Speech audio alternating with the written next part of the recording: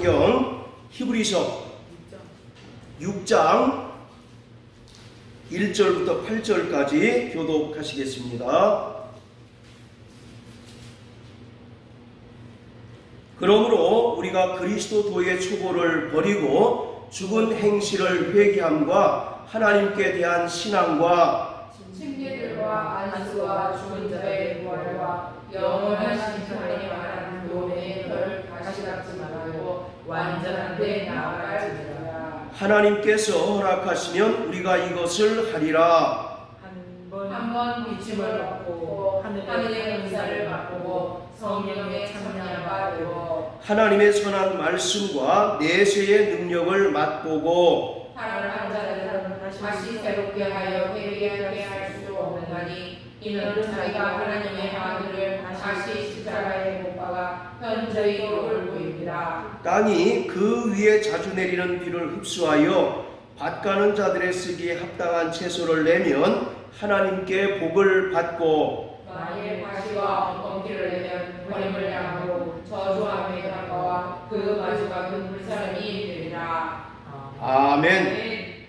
신약 성경 27권 중에 이 히브리서는 굉장히 독특한 성질을 가지고 있습니다.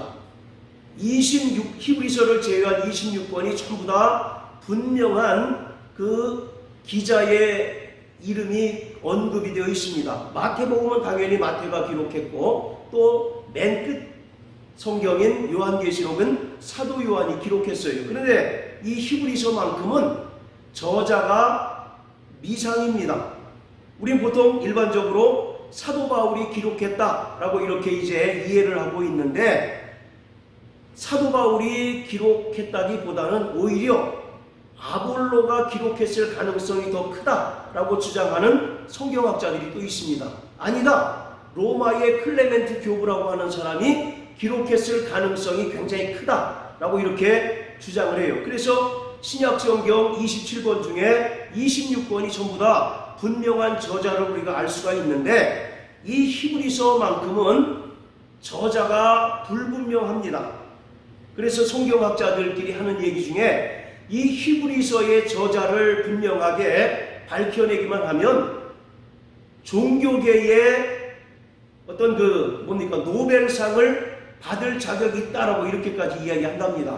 그만큼 이 히브리서는 저자가 불분명하고 또 특징 중에 하나가 뭐냐면 신약 성경 중에 구약을 제일 많이 인용한 책이 바로 히브리서입니다. 그래서 이 신약 속의 구약이라고 얘기하고 또 신약 속의 출애굽기라고 이렇게 이야기를 합니다.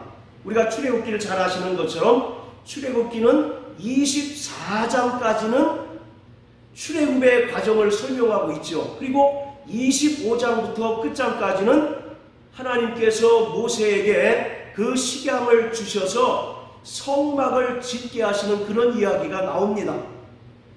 이 히브리서는 바로 성막에 관한 이야기가 기록되어져 있는 거예요.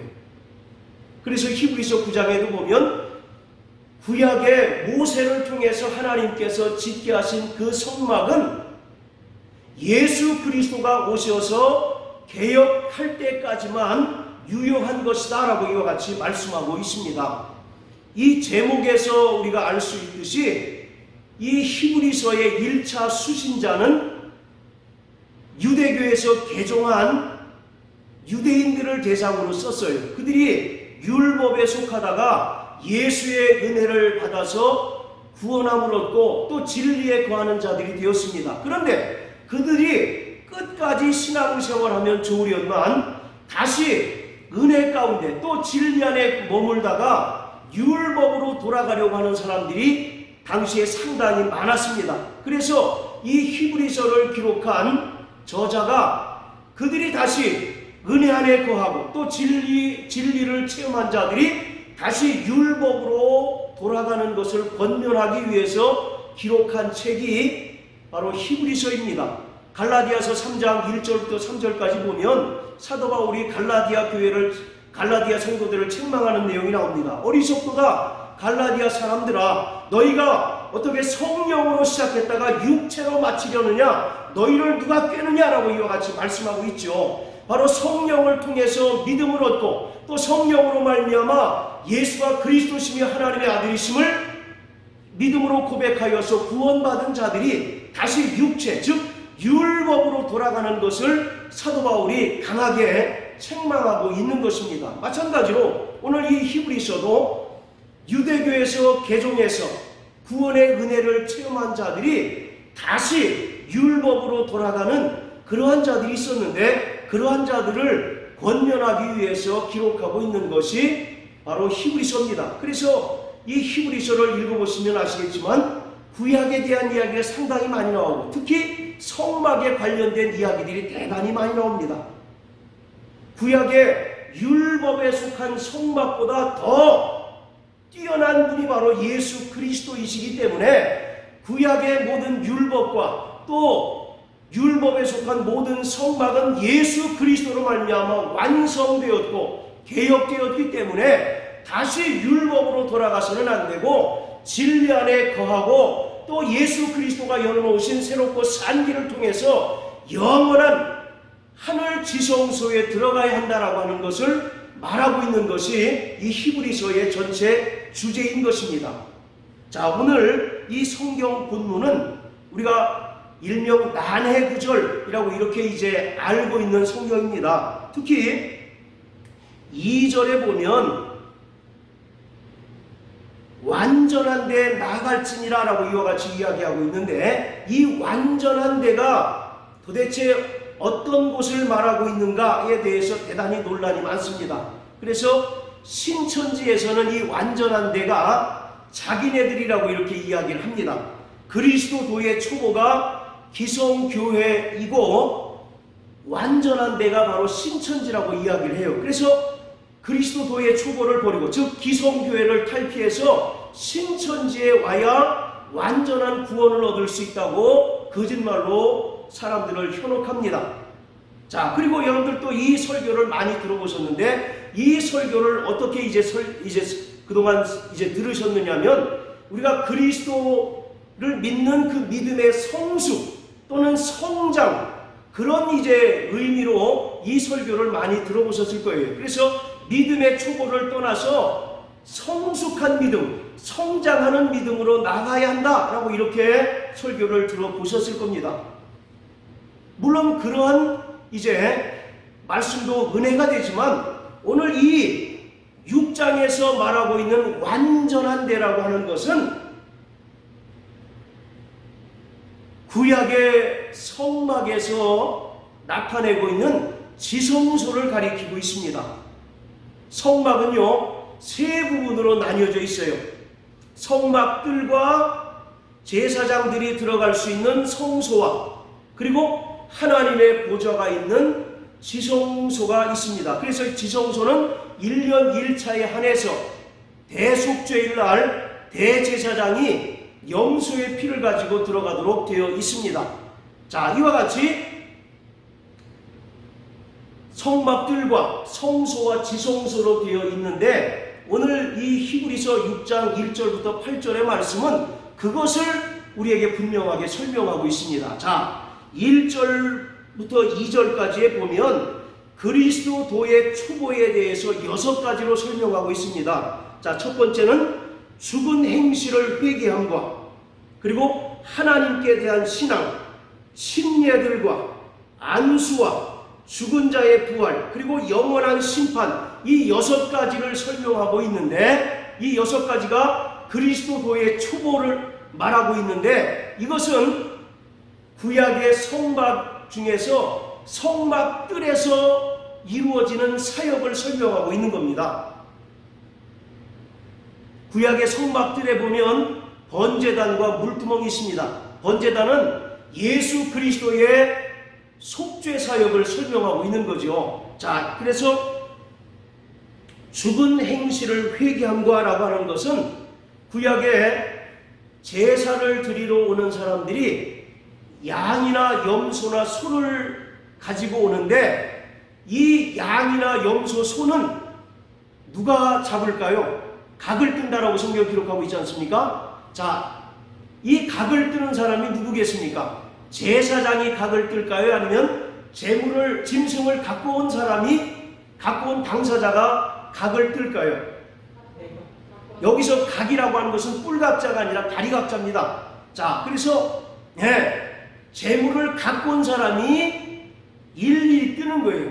그리고 제사장은 어떤 걸 하냐면 그 고기를 번제단에 올려놓고 그 피를 받아다가 번제단 네 뿔에 바르고 회막문 앞에 피를 쏟는 것밖에 하는 것이 없습니다. 그런데 예외적으로 비둘기를 갖고 왔을 때는 제사장이 직접 잡습니다. 왜냐하면 그것은 너무 작기 때문에 마치 잘못 잡게 되면 남는 게 별로 없기 때문에 제사장이 비둘기는 잡되 나머지 소나 양이나 염소는 전부 재물을 갖고 온 사람이 짐승을 잡습니다. 그런데 잡을 때 그냥 잡는 것이 아니라 그 짐승의 머리에 안수를 해요.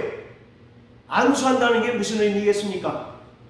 죄를 전가시키는 거예요. 레위기 16장에 보면 대제사장이 아사셀을 위한 염소에게 안수하여 광야로 보냅니다. 그것은 이스라엘 백성들의 모든 죄를 그에게 이제 옮기는 것, 전가하는 거예요. 마찬가지로 여기서 보면 죽은 행실을 회개함이라고 하는 것은 재물을 직접 잡으면서 바로 회개하는 겁니다. 이 짐승이 나의 죄 때문에 죽는구나라고 하는 것을 깨닫고 바로 회개하는 것입니다. 그리고 안수라고 하는 것도 짐승의 머리에 죄를 전가하는 행위를 설명하고 있습니다. 그리고 바로 하나님께 대한 신앙이라고 하는 것은 이 재물을 가지고 하나님 앞에 나왔을 때 하나님께서 그의 모든 죄를 속량하시고 또 죄를 사하신다는 그 분명한 언약을 믿는 믿음을 가지고 나오는 겁니다. 자, 그리고 2절에 보면 침례들이라고 되어 있어요. 분명히 복수로 기록되어 있습니다.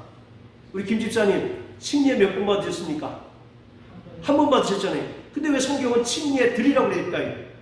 이것은 번역상의 오류라기보다는 정결예라고 번역하면 더 멋진 번역이 될 텐데 침례라고 번역해서 약간 좀 아쉽습니다. 자, 우리 9장 10절 한번 다 같이 보세요. 9장 10절. 9장 10절 보시면 이런 것은 먹고 마시는 것과 여러 가지 씻는 것과, 여기서 여러 가지 씻는 것에 해당되는 헬라어가 6장 2절에 나오는 침례들이라고 하는 헬라어 단어와 동일합니다. 그러니까 이것은 뭐냐면 성막 안에는 물들이 굉장히 많이 준비되어 있어요. 그 물의 용도가 뭘까요?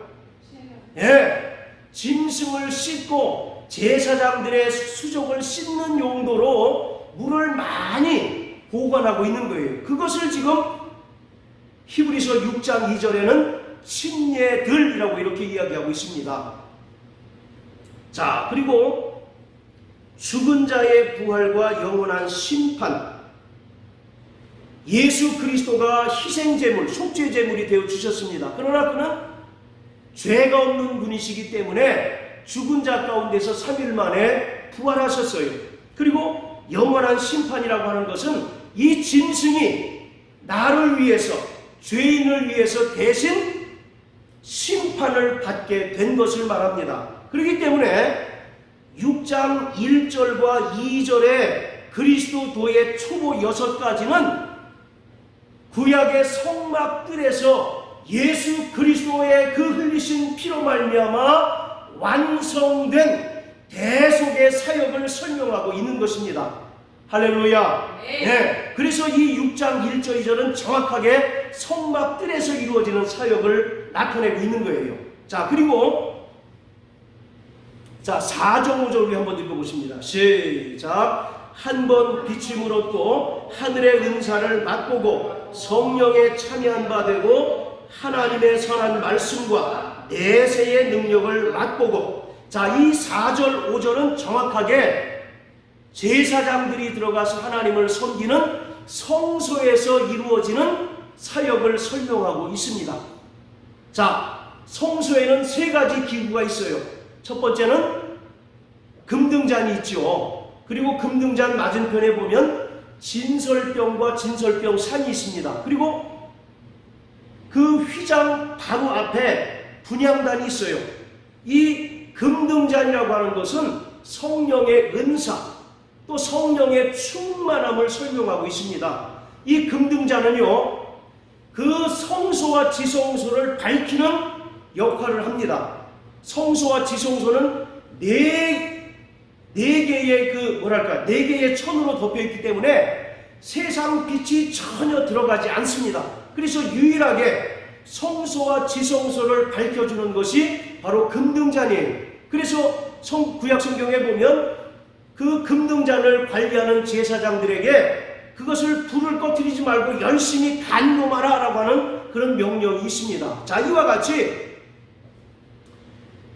바로 금등잔이라고 하는 것은 이 성소를 밝혀주고 또 성령의 충만함과 성령의 은사를 나타내고 있는 거예요. 그래서 4절에 보면 한 번 비춤을 얻고 성소에서 그 빛을 비추는 역할을 하는 것이 금등잔이라고 말씀을 드렸죠. 그리고 하늘의 은사를 맛보고 성령의 참여한 바 되고 라고 하는 것은 정확하게 금등잔의 그 사역을 설명하고 있습니다. 자, 그리고 5절에 보면 하나님의 선한 말씀과 내세의 능력을 맛보고, 바로 진설병이라고 하는 것은 하나님의 말씀을 상징적으로 표현하고 있습니다.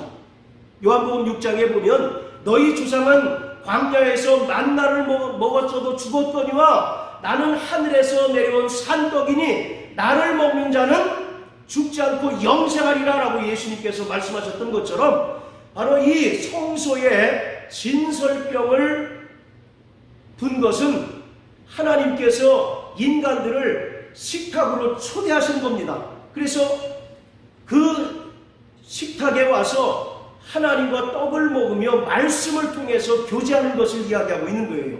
그래서 하나님의 선한 말씀과 내세의 능력을 맛본다라고 하는 것은 정확하게 진설병을 설명하고 있습니다. 이 진설병이라고 하는 것은 면전의 떡, 그런 의미가 있어요. 따라해보세요. 면전의 떡. 네, 하나님과 얼굴을 맞대고 먹는 떡이다라고 하는 그런 뜻입니다. 자, 이처럼 4절, 5절은 정확하게 성소에서 이루어지는 사역을 설명합니다.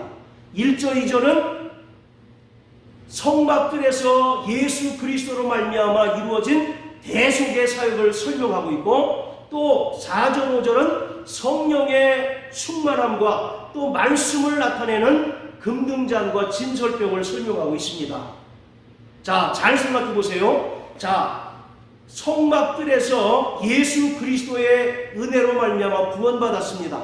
그리고 물두멍에서 침례를 받아서 이제 성령을 받았어요. 그리고 이제 성소에 들어가서 성령 충만한 신앙생활을 합니다. 자, 그렇다면 이제 어디로 직행을 해야 될까요? 지성소로 들어가야 되겠죠. 그런데 뒤로 돌아가는 자는 타락하는 자다라고 설명하고 있어요. 자, 우리 6장 19절 20절 우리 김 집사님 한번 읽어주십시오. 6장 19절 20절. 우리가 이 소망에 있는 것은 영혼의 밥 같아서 튼튼하고 견고하여 휘장 안에 들어가 하나니 그리로 앞서가신 예수께서 멜기세덱의 반차를 쫓아 영원히 대제사장이 되어 우리를 위하여 들어가십니다. 예, 지금 예수님이 어디로 들어가셨다고 얘기합니까? 예, 휘장 안으로. 휘장 안은 어디를 얘기합니까? 지성소를 가리키는 거죠. 예수님께서 이 땅 지상에서의 모든 사역을 다 마치시고 휘장을 통과하고 영원한 하늘 지성소에 들어가셨어요. 그렇기 때문에 너희도 예수 그리스도와 같이 하늘 지성소에 들어가야 된다는 겁니다. 성막들에서 예수의 피로 말미암아 구원받았고, 또 성소에서 성령의 충만함과 또 하나님의 말씀을 체험했다면 이제는 예수 그리스도가 우리에게 열어놓으신 새롭고 산 길을 통해서 지성소로 들어가야 된다는 거죠.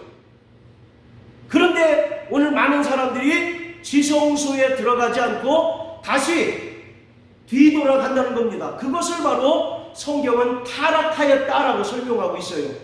자, 또 10장을 다 같이 한번 보세요. 10장. 자, 38절, 39절 한번 읽어보십니다. 시작. 히브리서 10장 38절, 39절. 시작. 오직 나의 의인은 믿음으로 말미암아 살리라. 또한 뒤로 물러가면 내 마음이 저를 기뻐하지 아니하리라 하셨느니라. 우리는 뒤로 물러가 침륜에 빠질 자가 아니요 오직 영혼을 구원함에 이르는 믿음을 가진 자니라. 할렐루야. 네. 자, 38절에 보면 하나님께서는 어떤 자들을 기뻐하지 않으신다고요? 뒤로 물러가는 자를 기뻐하지 않으신다라고 얘기합니다. 그리고 39절에 보면 우리는 뒤로 물러가 침륜에 빠질 자가 아니요 라고 얘기합니다.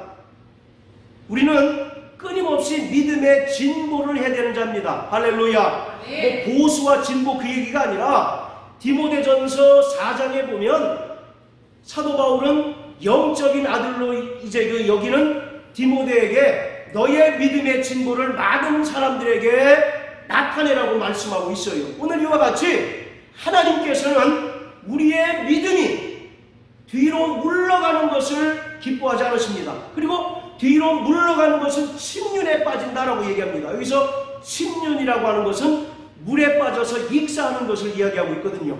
그러니까 우리가 일신 후 일신 날마다 새로운 믿음으로 정말 저 하늘 지성소를 향하여 날마다 나가야 되는데 오늘 많은 사람들이 그 믿음의 반열에서 뒤로 돌아서 세상으로 나간다라고 하는 겁니다.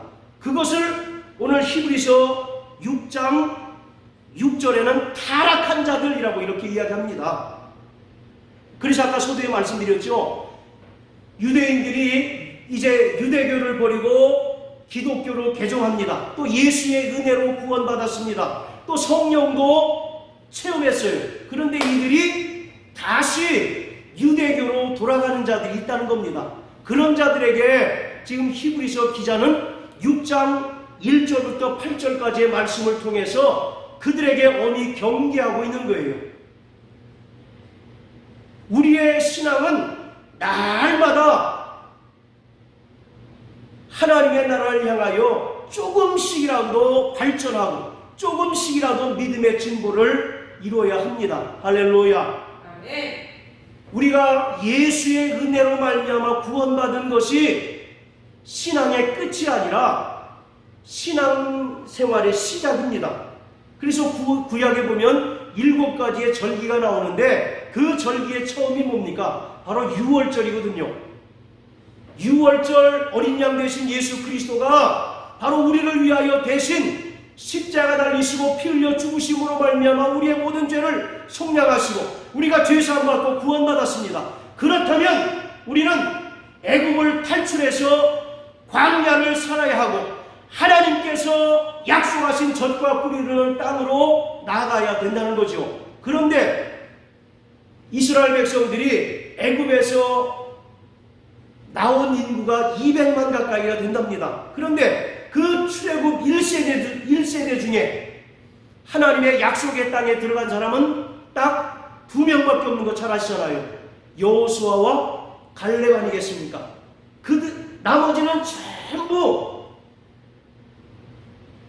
광야에서 모세를 원망하고 하나님을 원망하다가 바로 죽고 하나님의 약속의 땅을 밟아보지 못한 사람들입니다.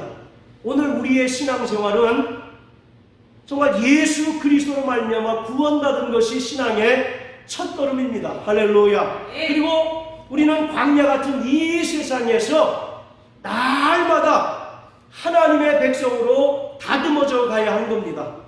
속담에 모난 돌이 정 맞는다는 그런 말씀이 있는 그런 속담이 있는 것처럼 우리는 하나님의 말씀을 통해서 날마다 우리가 하나님의 백성으로 다듬어져 가는 겁니다. 그래서 하나님께서는 우리가 하나님의 말씀을 듣지 않을 때 때로는 고난이라고 하는 강한 채찍을 통해서 우리를 하나님의 자녀로 만들어 가시는 것입니다. 할렐루야. 그리고 이런 광야 같은 세상을 통과해서 이제 하나님께서 예비하신 저 영원한 아버지 나라, 마태복음 25장 34절에 보면 예수님께서 오른편에 있는 양들에게 말씀하십니다.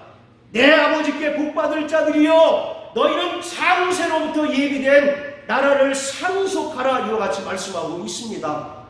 우리 그리스도인들에게, 성도들에게 있어서 타락이라고 하는 것은 그 믿음의 대열에서 진보를 거듭하지 않고 뒤돌아가는 것이 바로 타락입니다.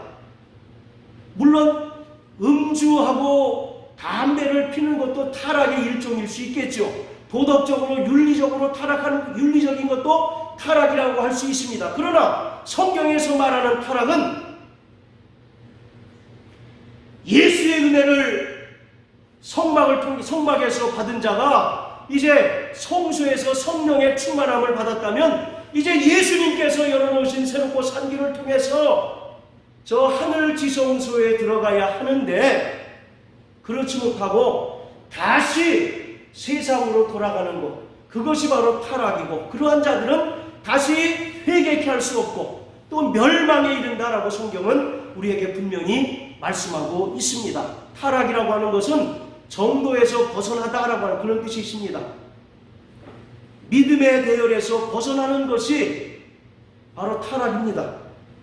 음주, 흡연, 또 도덕적으로 성적인 타락, 그것도 타락의 일종일 수 있지만 그것은 회개하면 주님께서 다 용서하실 수 있는 죄입니다. 그러나 성경은 분명히 말하기를 예수의 은혜를 맛보고 또 성령의 충만함을 체험하고 말씀을 경험했던 자가 하늘 지성소에 나가지 않고 뒤로 물러가는 것, 그것이 바로 성경에서 말하는, 또 히브리서에서 말하는 타락입니다.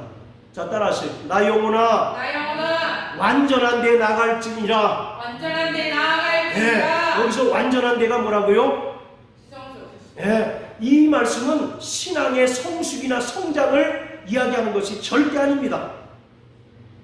바로 예수님께서 휘장을 여시고 들어가셨던 그 하늘 지성소, 너희도 그곳에 들어가야 하지 않겠냐라고 이와 같이 말씀하고 있는 거예요. 그렇기 때문에 우리는 날마다 말씀과 기도로 거룩한 삶을 살아야 하고 또 날마다 성령의 음성을 듣고 성령의 인도함을 받아야 합니다.